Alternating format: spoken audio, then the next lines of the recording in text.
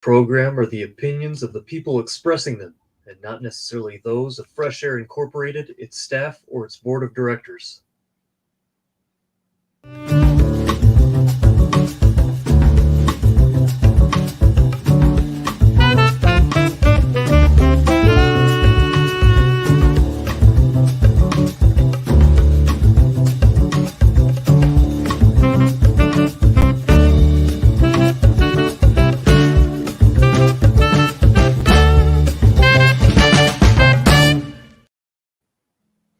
I'm Al McFarlane. Welcome to The Conversation with Al McFarlane. I'm glad to be here and glad to have you along as well. Well, today is April 4th, 2023, and what an historic day this is. As we speak, former President Donald Trump is being arraigned in New York at the Manhattan District Attorney's Office for a 31-count indictment that I think will be being released over the course of this program. If we get a chance to, we'll drop in and check out what's going on, what's being presented on, say, places like CNN or wherever we can have access to, keeping you updated on the occasion. But that is significant. It's important. It's amazing. And I think for many of us in our community, we say it's about time. And we want to see justice happen on that side of the street, as it has been imposed on our side, often unfairly, unjustly. Well, we'll see if we get into that today. Love to have your opinion, your thoughts. If you have feelings about this and you're connecting with us, on any of our social media platforms, drop us a note. We're streaming live at YouTube Insight News Channel. We're streaming live at YouTube Black Press of America, Black Press USA. We're also streaming live on Facebook, on Twitter, and LinkedIn. Wherever you're connecting, we appreciate you. Of course, you are on the radio audience here at KFAI. We appreciate you, and we want to be a place where your voice is heard. You can help us and support what we do in the conversation by becoming a member or a subscriber to the conversation. To do that, go over to the YouTube Insight News channel and subscribe. That's simple. The other thing you can do is that let somebody know we're having this conversation right now. Call a friend, call somebody, tell somebody an important conversation is going on at this minute, and they need to be a part of it. Join us at the conversation with Al McFarlane. Well, I want to begin by bringing my first guest in today. She's Taska Welters. She's an employee, a leader over at the Hennepin County Department of Corrections and Department of Community Corrections and Rehabilitation. And I am in contact with her on a fairly regular basis. She attends the Hawthorne Huddle, a Northside community agency, active in community in North Minneapolis that I know of, and more. And I invited her to join just to talk about what she does, what the priorities are, what the mission is, what her mission is as a community engagement coordinator at the Hennepin County Department of Community Corrections and Rehabilitation. Taska, good afternoon. Welcome to the conversation. How are you doing? I'm well. Good afternoon. Well, thank you so much for being here. Let's start with Community Engagement 101. What do you do? What is the role that you play at the Department of Corrections, Community Corrections, and Rehabilitation? Okay. So my role is my role has shifted over the last 8+ years that I've been with the county. So currently my role is making sure that our stakeholders, our residents that are participating on the committees that I'm facilitating or overseeing, involved in, have a voice at the table. And making sure that they're informed about our department, the services that are provided, and making sure that they have a seat. So, when I talked to you first, I wasn't sure of the connection between the Sheriff's Department and Hennepin County Department of Community Corrections. So make that distinction, because I'm sure if I am not sure, there are others who have the same lack of knowledge. This is a great opportunity to reveal what the different departments are in the state in the area of justice and crime and corrections, and to draw the distinctions. So tell me how these departments are different. We focus. Well, I can't really speak too much to the sheriff department. I'm not familiar with the sheriff department because I've only worked with the Department of Corrections, and we're dealing with my area department, which is pretty large. So that involves probation, community service, STS, but we're dealing with correctional services for our clients. Okay. Client. So is that the general scope of the corrections department? Is it corrections and rehabilitation? What happens to people after they've come out of the system or interact with the system? Is your department responsible for the corrections institutions in the county? I would say that you don't run the jails. No, well, I can't speak to that. Okay. We have the JDC, we have the JDC is what? The Juvenile Detention Center. Okay, so you do run a jail. Yeah. Well, okay. Yeah. Kids jail. And we have the adult correctional facility, which some people probably know it as the workhouse, which is short term. But yeah, so I don't know all the details. I wish if I had known earlier, I could have been better prepared to answer those questions. This is an informal conversation, okay. So this is like two friends meeting and talking, and one asking the other, what do you do? And obviously you don't have all the answers for the department, but that's what makes this program exciting. It's just unrehearsed, unscripted, and we're free to learn each other and share with each other. And that's what I love about it as well. But it gives me a picture of what you do, because I wasn't aware of all of the rehabilitation priorities and strategies. So talk about that. When you say this is a department that's involved in community building and rehabilitation, what does that mean? Well, we're working with clients. We're helping them to we're helping them to remain in the communities, to thrive. I'm speaking generally,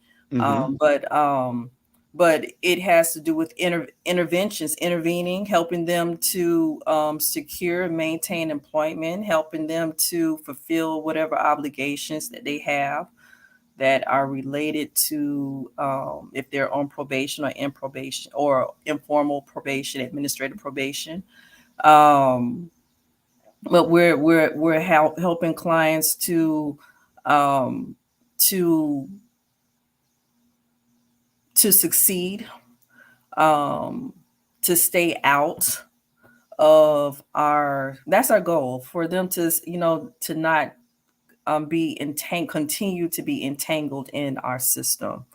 So there are like so many interventions and programs going on, work being done. I'm not aware of all the efforts, not even some of the efforts.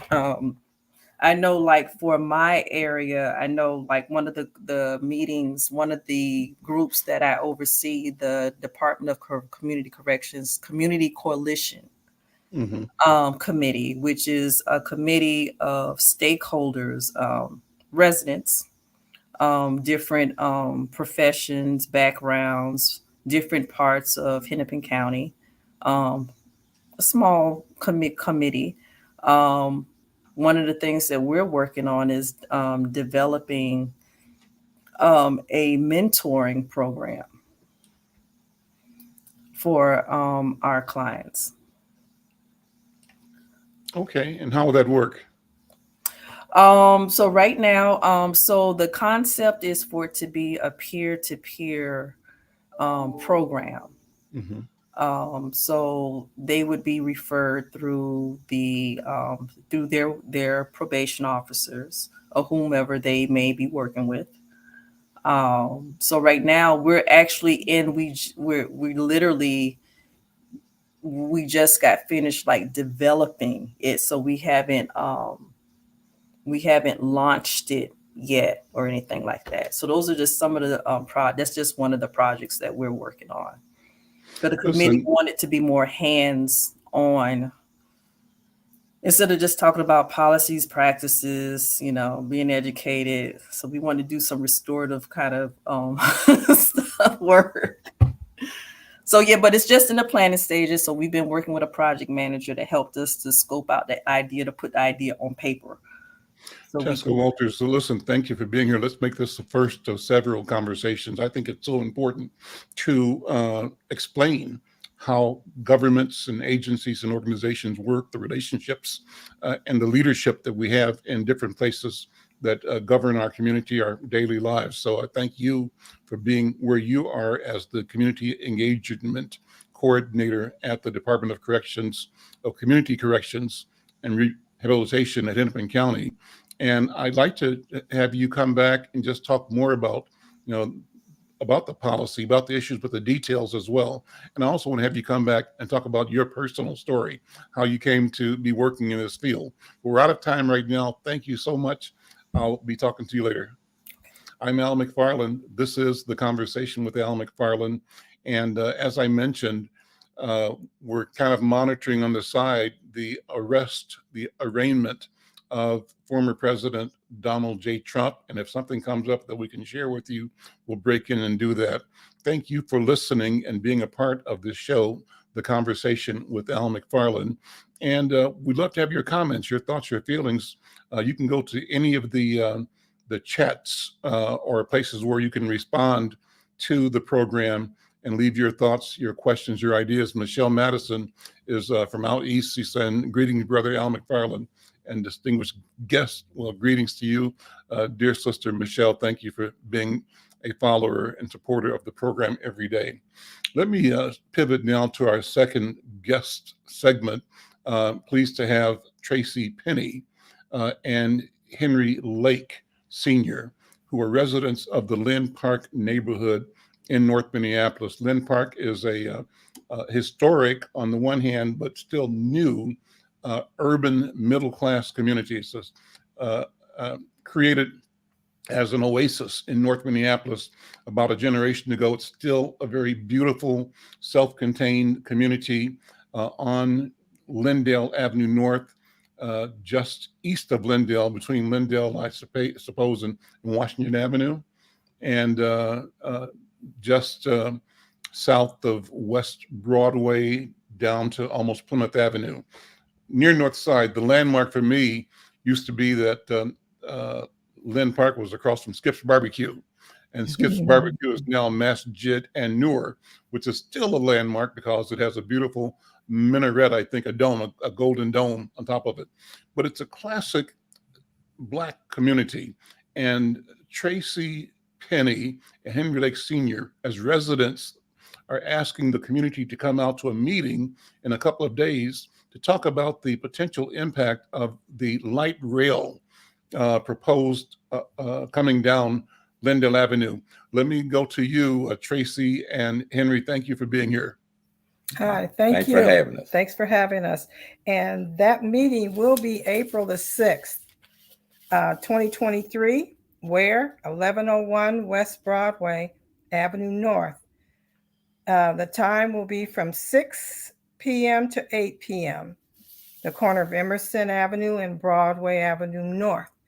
What building is that? What building is 1101? The 1101 is right next door to Sammy's Eatery. Okay. Yes. Okay. And our concerns are, which I should say, first of all, is that we've been having so much problems with Met Council being transparent with us, changing things on us constantly. And we happened to meet Cynthia Wilson, the president of the NAACP, approached her and talked to her about our concerns. And she decided we need to have a community meeting. So we thank her for that. And the Met Council's light rail is not just a transportation. There's more impact than just getting from one point to another with them. One of the impacts is they had mentioned why they had chosen Lyndale, Lyn-Park resident area. And they said it was because they were told that Lyn-Park only is below poverty level, making $24,000 or less. And we needed their transportation to get us from one point to another. These are residents that pay $4,000 to $5,000 a year in property tax. There's no way they can be below poverty level. The impact for us is that they want to come through, and they want to take property from residents, quite a bit of property, which that means they will devalue their homes. They will take their generational wealth from them. And wealth is nothing but property, and they're going to take that. You know, Minnesota only has 17% of Black home ownership or less. Now they want to come in and diminish what we do have. They will be coming through and destroying a community that has children, 3 schools behind us, Franklin, Elizabeth Hall, and the Catholic school behind us, Ascension, yeah. Which the train will run 1 block away from where our children go to school. We also have a senior building right there on 18th and Lyndale. And they also want to create this that it's for the best of the community, but really they're impacting us to devalue us. They want to go down Broadway, which they're going to take away everything that we that service us, and they claim they're going to bring it back, but I didn't see that happen in St. Paul. Also, they want when to you say make St. Paul, what do you mean? What are you referring to? St. Paul on University Avenue. Yeah, University Avenue. There's a lot of businesses over there that never returned, but they claim they will return. Just for our listeners and viewers, the light rail, the first light rail project, I think, was from downtown Minneapolis to downtown St. Paul. And the primary route, at least from St. Paul, was along University Avenue. And there, people are saying a lot of businesses, including Black businesses, were shut down for the 2 to 3 year project. There was not sufficient mitigation or support for those businesses, and many never returned. And so that's a concern about some of the businesses in West Broadway, North Minneapolis, but also the potential you've described of losing actual physical houses in Lyn-Park. And you're saying that to lose a house is to lose wealth. And to lose, for them to come through and they don't want to ever tell us at these meetings how much property we'll be taking. We ask all the time, how many feet are you taking from us? They don't want to tell you because they know it's going to be a lot, because Lyndale is not a wide enough street for 2 trains, two lanes of traffic, sidewalk, also a bike lane. So there's a lot of property that's going to be taken for this reason, which is a lot of their value has now diminished. Anytime you have a train behind your house, your value goes down. So your taxes go up, your property value goes down. So with us only being at 17%, and let's not forget safety. We've got murder, we've got assaults, we've got rape. We've got multiple of issues on that train, drugs, and we have children in our community. We also have a park, but they don't seem to care that they're taking from a Black community that is stable to withhold themselves, is not below poverty, and does not need that transportation. So they don't care about our seniors. They don't care about us. They don't care about the children. And our concern about our children is you're bringing a lot of crime, which we already have a lot, on top of that. I don't know if our families, our children can handle that. Let me ask Brother Henry Lake Sr., besides coming to the meeting, what else are people doing in the community to raise their voice and to organize? What can people do? Well, we've had meetings and we've sent out notices to attend the meetings. we talked to other residents in the area. We just got together and put out all these flyers for the last week, hoping to get the community out to this meeting so that they can learn and understand really what's really going to happen to us. One thing is, I'm sure a lot of people don't even know really what is Lyn-Park. Mm-hmm. Because when we first had our meeting with Met Council, they said they didn't even know this community existed. It's and Lyn-Park is a tucked away neighborhood of cul-de-sacs. We don't have the through streets here, basic cul-de-sacs in Minneapolis, dubbed the suburban city, which gave Black residents an opportunity to buy homes in this city when in the 70s, we could not basically buy homes in the suburbs. And Lyn-Park has roughly 250 mostly Black residents. What are some of the issues? Tracy had mentioned some. It says the proposed Blue Line extension, light rail, will run down Lyndale, which means it will take most of my backyard. If there was a 15th and Lyndale, that's basically where my home is. And from what we've been somewhat shown, that they will come right up close to my bedroom. The same thing that have happened with them cedar condos over there. We see the disaster that they created over there. We know what happened during the Rondo. They are looking basically, from what we can see, to do the same thing to Lyn-Park. So what do you want?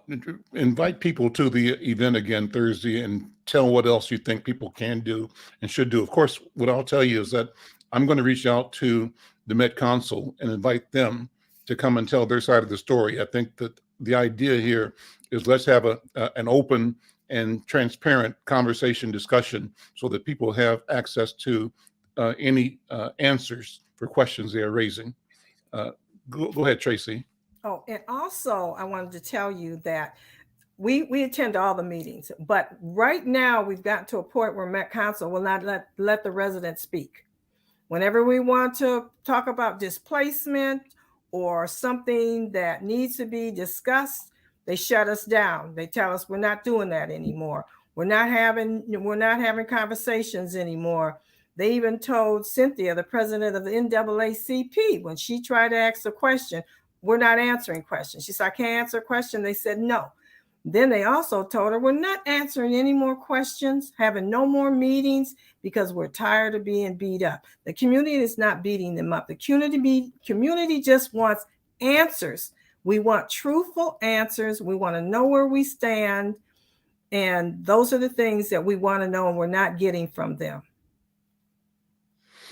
Well, listen, you're welcome to come back here as often as you wish to give updates. I think it's important that you do have a platform to raise your voice, to issue your expectations and to voice your concerns for your own safety, for your community, for your property, for your wealth. And so that your situation and your voices are valued.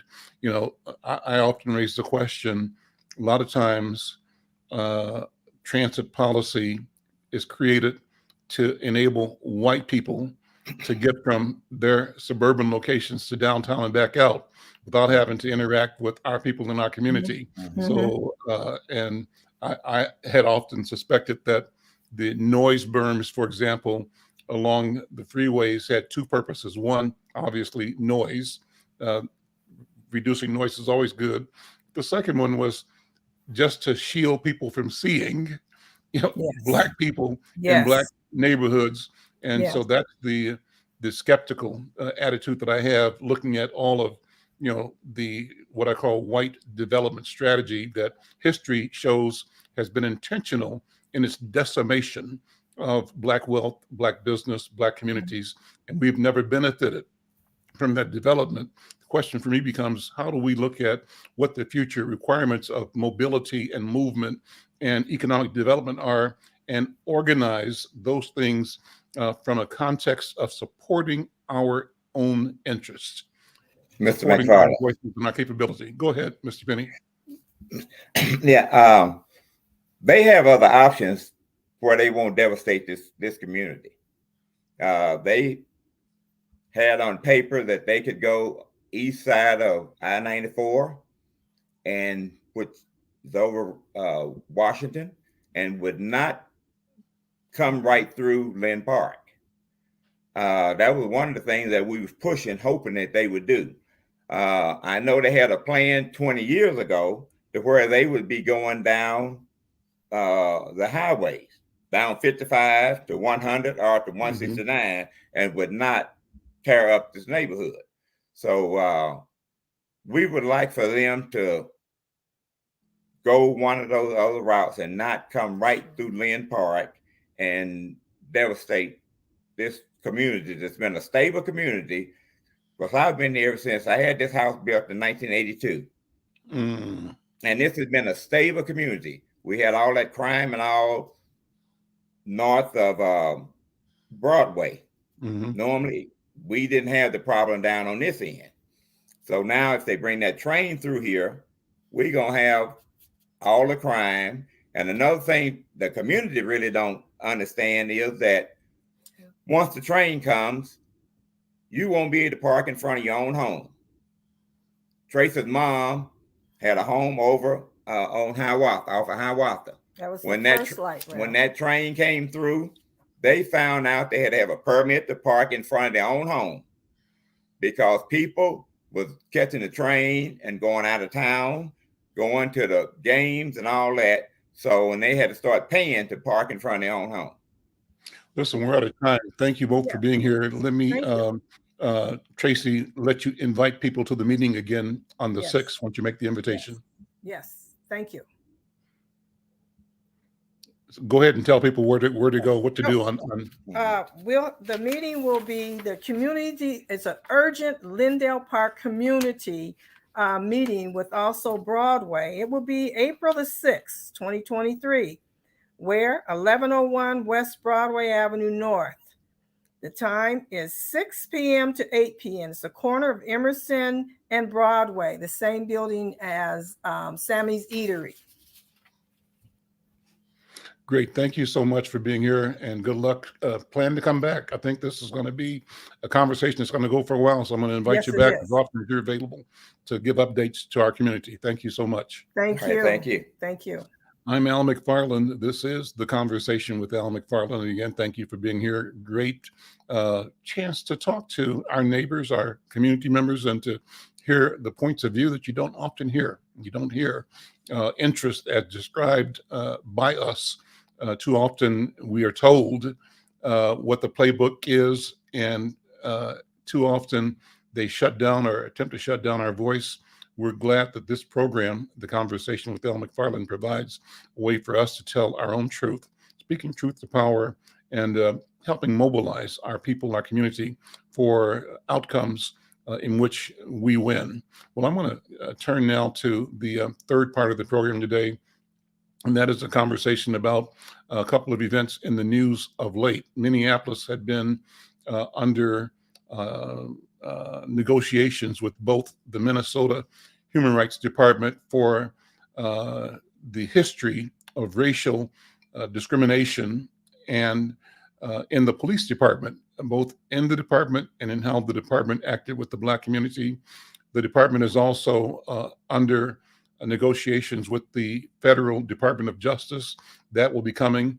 But what was announced recently was a settlement or an agreement reached between the city of Minneapolis and the Minnesota Department of Human Rights. We're going to play a little bit of the news release or the news statement, a press conference that the mayor and the Human Rights Commissioner had a little while back, and then play a little of the response that's coming from the community, particularly the Unity Community Mediation Team that's questioning the value, the validity of the agreement announced by the mayor and the commissioner for human rights. Let's start with the mayor's statement. This was a clip from Fox 9 News. Let's play that. March 31st was the day of this event. Let's hear it. Good morning. About an hour ago, I signed an agreement between the Minnesota Department of Human Rights and the city of Minneapolis that charts a clear roadmap for change going forward in our Minneapolis Police Department. I've heard from a lot of people out there that are wondering what to make of this and how they should feel. Is this good for police? Is it bad for police? Is this good for reform, or is it bad for reform? Well, I'll tell you what, this is a good thing for the city of Minneapolis. This is a good thing for the city of Minneapolis. I won't tell you how to feel, but I'll tell you how I feel. I feel optimistic. Okay, so let's do two things here. One, my producer is telling me that there's some breaking news on Donald Trump. What I'm going to do next for this story on the Minneapolis Human Rights Department is play a little bit of a response by members of the Unity Community Mediation Team. But before I do that, producer Yasmin, let's break into the announcement on Trump being indicted in New York. We'll do that, and then we'll come back to continue our program. So go ahead.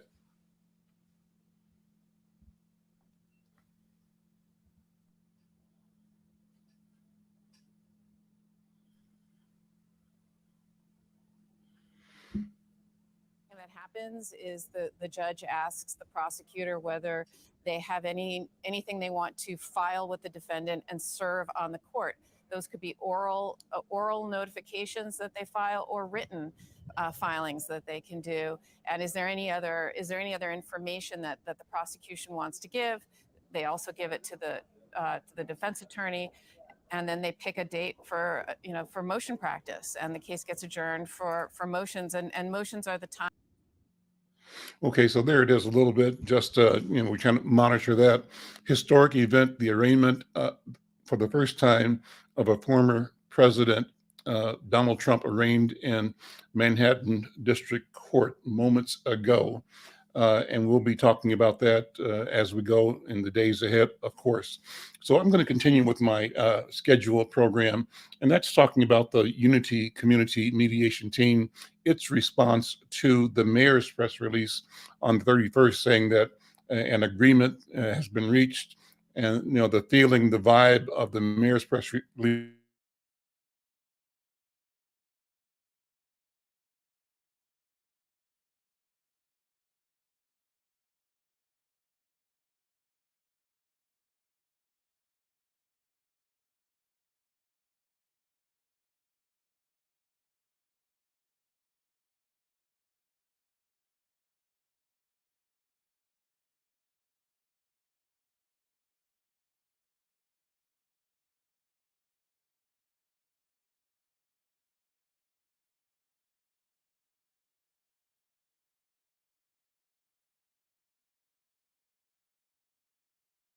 Police Community Relations Council. In our dealings with this, we've been very much involved in the past over a year and a half with the commissioner, et cetera. And I just simply give you our statement and also an excerpt from a letter that we have communicated to the commissioner electronically and this morning over our board meeting as she attended virtually. Unity Community Mediation Team calls for a pause in the implementation.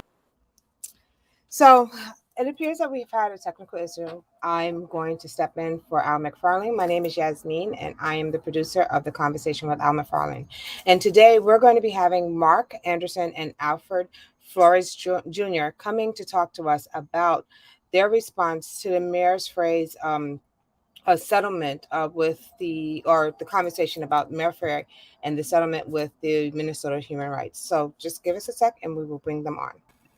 Hi, Mark. Thank you for joining us today. And how Alfred, thank you for joining us today. So why don't you give us first a background about what's going on and why is this an issue, and why is this has been kind of some controversy as far as not with Mayor Frey and what's going on with the human rights of Minnesota. Go ahead, AJ. Hello, yeah, my name AJ Flowers. I'm the project coordinator of the Young People Task Force. I think my major concern is the fact of no liability, and the fact that our city of Minneapolis did not have to admit to any guilt of the crime and the discrimination and the abuse and brutality that was afflicted upon our communities, especially the African-American community and our Native brothers and sisters, which is what the Human Rights Department findings showed us. They did a whole investigation, and they came up with they went 10 years back to show discrimination and show patterns of discrimination that was used by the city of Minneapolis Police Department against African-Americans and Native brothers and sisters particularly.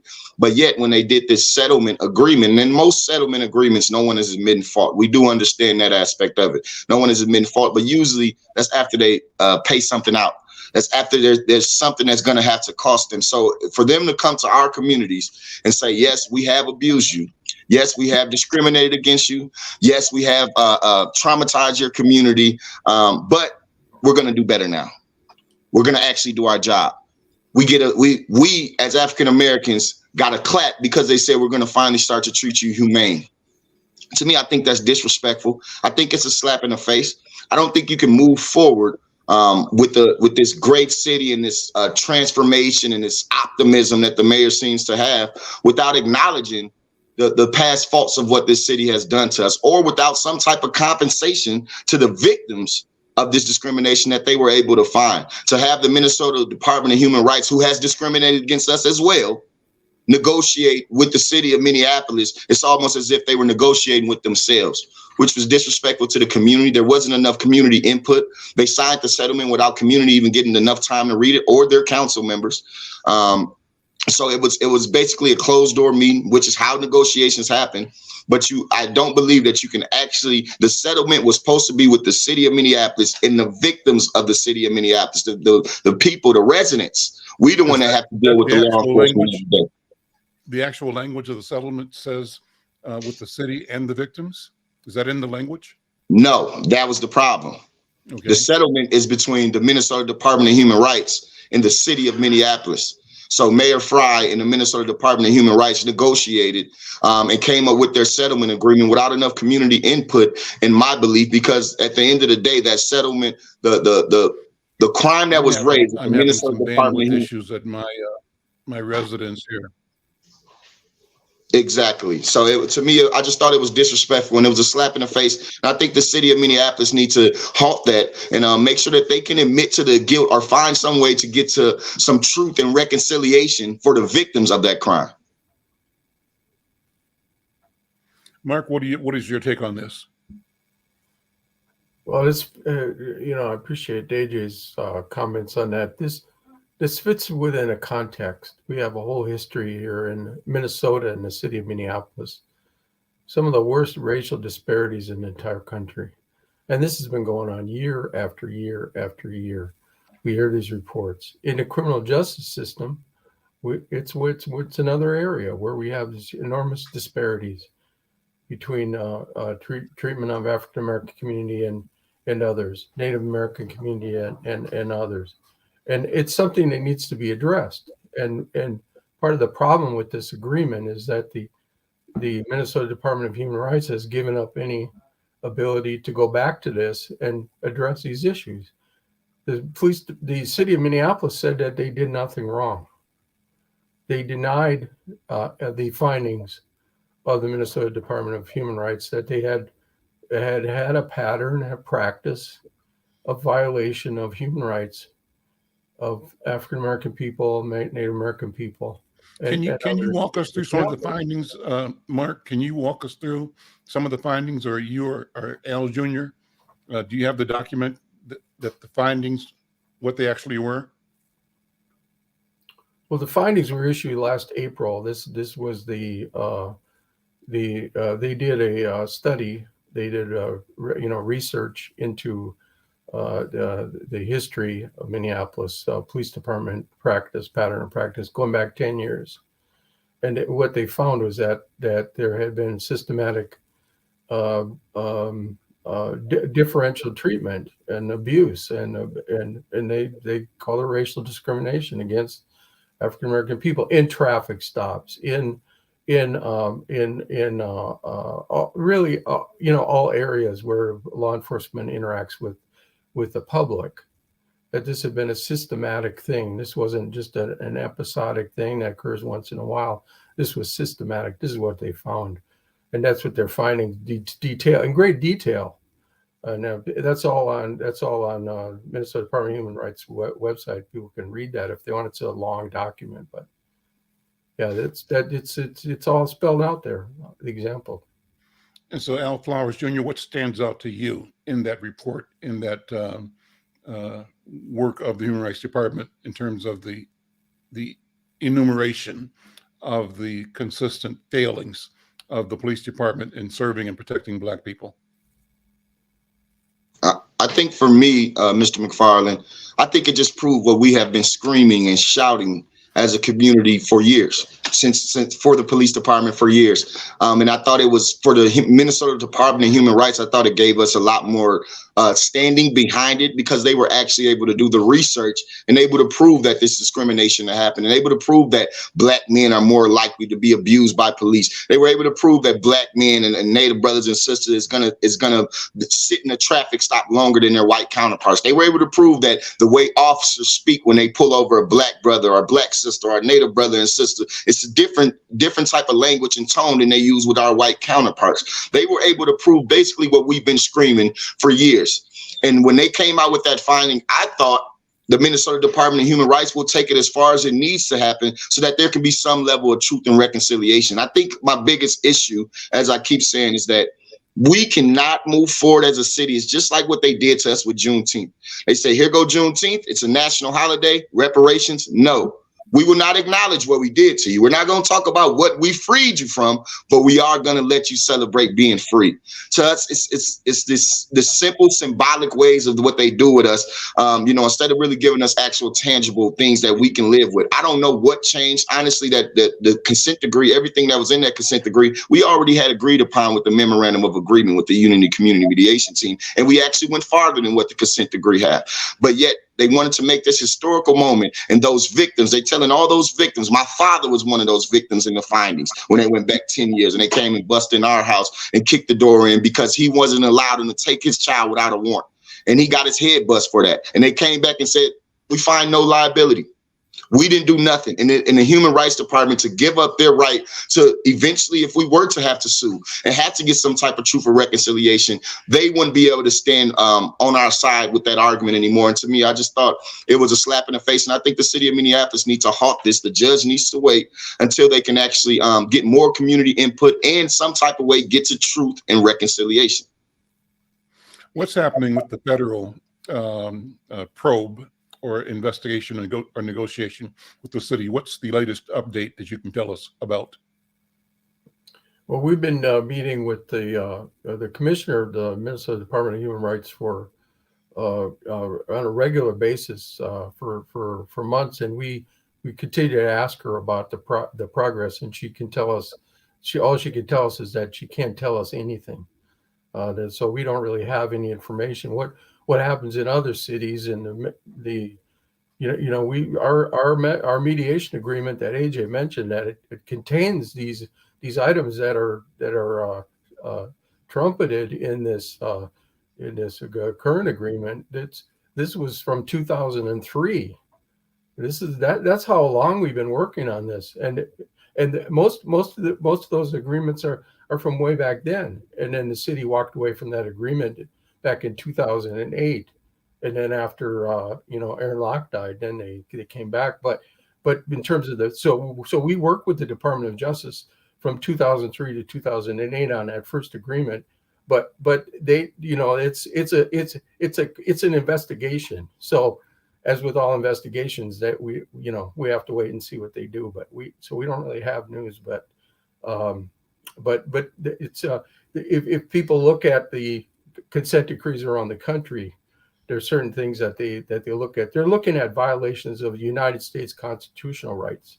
Mm-hmm. The Human Rights Department looked at more at the civil rights of African American and Native American people, but the federal government looks at the constitutional question, the U.S. Constitution. So they get into First Amendment. So they get into which is freedom of the press. So they get into violation of the ability of reporters at a scene to not be harassed and not be attacked by law enforcement, for example. That's that's a federal issue. So they do those kinds of things, but we don't know what's going to be in their what they come out with. I'm Al McFarlane. This is The Conversation with Al McFarlane. I'm talking to Mark Anderson and Alfred Flowers Jr. They're members of the Unity Community Mediation Team. They're responding to the recent announcement by Mayor Frey and Commissioner Lucero of Minnesota Human Rights Department about agreements reached following investigation and charges of racial discrimination practices and policies undertaken by the Human Rights Department. And the question is whether the agreement is sufficient, whether it accurately reflects a will and a capacity to deliver genuine change to the benefit of those who have been damaged by policy.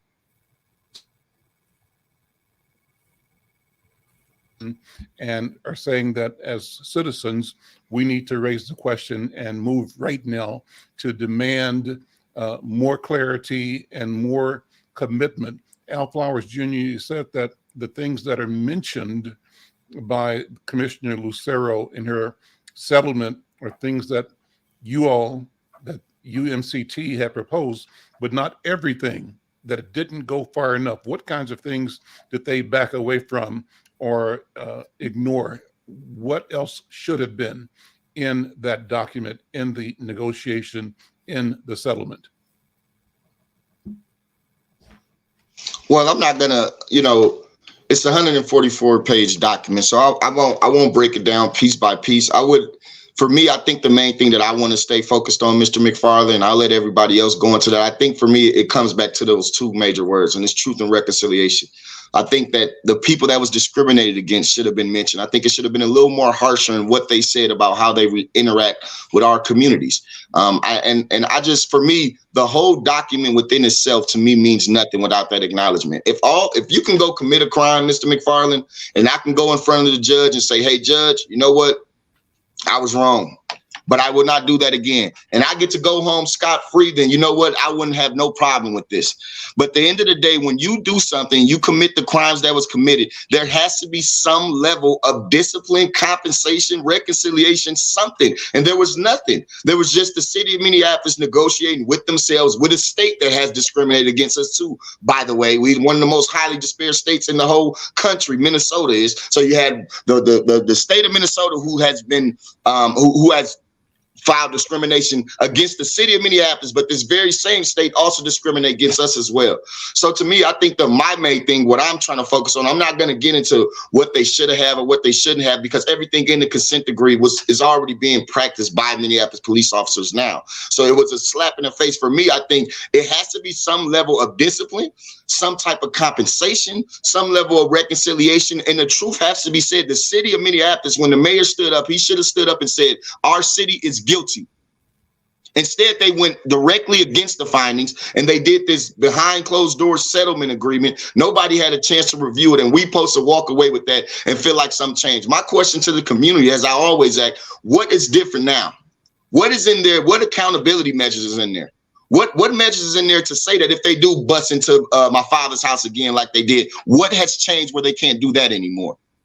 Nothing. And because they don't have to admit it. If you don't have to admit your problem, I mean, if we were a city in crisis, if you go in for an addiction problem, the first thing you have to do, Mr. McFarlane, is what? Acknowledge. That's right. You have to acknowledge the fact that we have a problem in the city of Minneapolis with discriminating against our people before we can even take any more steps forward. Mark, do you think that you mentioned some of the other cities? Are there examples that you are aware of where federal consent decrees have resulted in significant substantive change to the benefit of Black and Brown residents of a community? Well, you might want to invite the Chief O'Hara on your show, because he's from Newark, New Jersey, and they went through this process. He was very involved in that. He said when he was applying for the chief job here, and he might be able to share with you some thoughts about that. I haven't studied these other cities, but I know some of the cities it goes on for 20 years, the consent decree, and the judge supervises it, and they never accomplish what they say they're going to accomplish in agreement. And so there's no guarantee that this is going to move us forward at all. My perspective on this, I agree with AJ's comment on that using that recovery model. You know, we have a problem in Minneapolis, and we have to go through a recovery process, and we have to start with honesty. We have to start with honesty. We have to talk about the real history of Minneapolis. We just heard the people from Lyn-Park, you know, and I thank them for coming on to sharing their story. But you know, there's so many stories like that in Minneapolis, and we need to talk about the real Minneapolis, what it really is, you know, the culture here. We talk about the culture in law enforcement, but we have to talk about the culture of the city of Minneapolis. How would you describe that? What would you describe as the culture of the city of Minneapolis? What are your roots, Mark? Let me put this in a certain context. I mean, let me establish the basis from which you speak. Yeah. Who's Mark Anderson, and what can you say about the culture? Yeah, thank you for the question. You know, so you know, my grandparents live 22nd Lyndale Avenue South, and that's where my dad grew up, and you know, my grandfather, I knew him when I was a little boy. He was born in 1869 in Sweden, came over here when he was 13 and lived on a farm in northern Minnesota, went through the Depression in the 20s and 30s. They lost everything and they came to the city of Minneapolis. So you know, my family, they lived all over Minneapolis, and it's, you know, extended family, you know, a lot of cousins and all that. And so this is my home. I mean, this is where I grew up, and we have deep connections here, and studied the history of Minneapolis. I think a lot of people are not aware of the progressive history going way back in Minneapolis, but also the domination by the downtown businesses in Minneapolis is very, very powerful in our history. People are not aware of these things, and so in the history of North Minneapolis, how that was created and why that was created.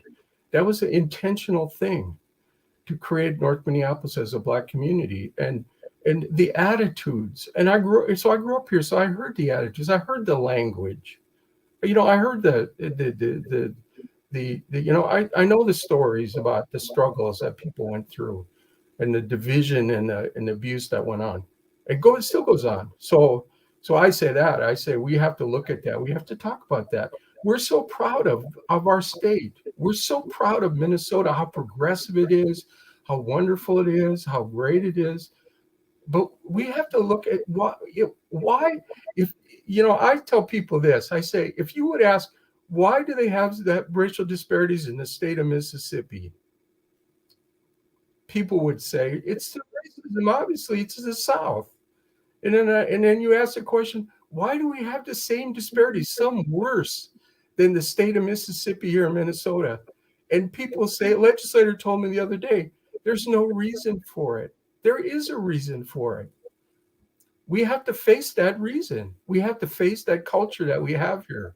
It's exclusion. It's about denial of that it exists, and then exclusion of people from the process, and that's what we're seeing in this agreement. We're seeing denial that there's a problem, and we're seeing exclusion. We didn't include the community in this process.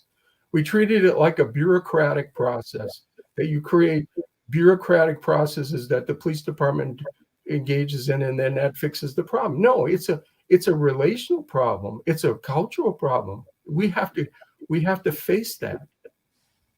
Al Flowers Jr., then do people of your generation and following you, how do you attack the problem? Is it depending on white people to do right, to do what's appropriate, to do what's fair?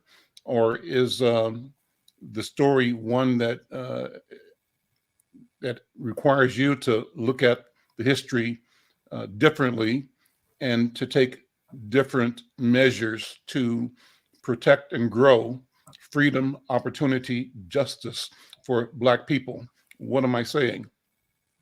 In the past, the operative idea was that white people were basically in a position to give us freedom, to have a sense of empathy and to help us, we, the supplicants, them, the owners of the enterprise of freedom. And history tells us that that doesn't work, number one. Frederick Douglass struggled. If you want freedom, you got to fight for it. So what does that mean for Al Flowers Jr. and for the young people behind you? How do we both attack and pursue and defend, create, get our freedom? What do you think, Al Flowers Jr.? I think we have to fight for it.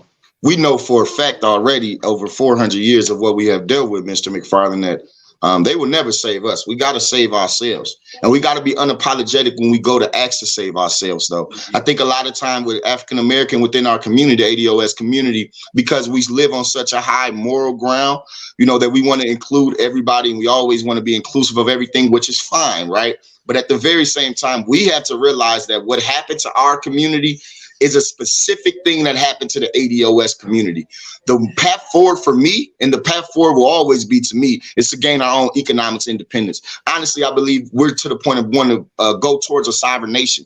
We can't look at ourselves and ask for this state, for this country to save Black folks when it's the most despair. We have dealt, just look at post-slavery, what we've dealt with within this country, the discrimination, the racial covenants, the redlining. Every single time you look down, the disparities in education, everywhere you look around, I think we had to start wanting to get our own.